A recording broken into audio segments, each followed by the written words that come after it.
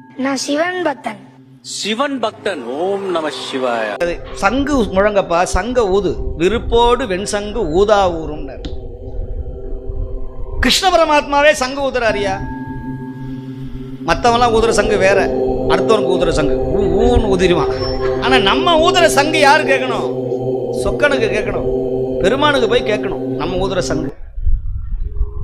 ஞான சம்பந்தர் வந்துட்டாரு, திருச்சின்னம் முழங்குவாங்களாம் அடியார்கள். திருச்சின்னம் இதை காரைக்கால் அம்மையார் கிபி 2ஆம் நூற்றாண்டிலேயே மிக அழகா சொல்றாங்க.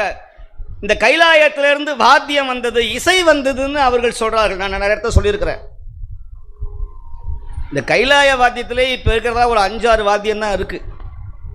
எத்தனையோ வாத்தியங்கள்லாம் அழிஞ்சு போச்சு. அதை முதல்ல வாசிக்கிறதுக்கு முதல்ல தெரிஞ்சுக்கணும். அதுதான் ஒரு பிரச்சனை.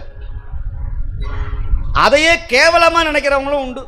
என்ன மேளம் வாசிக்கிறான், தாளம் போடுறான். பிரம்மா வாய்ச்சி வராது.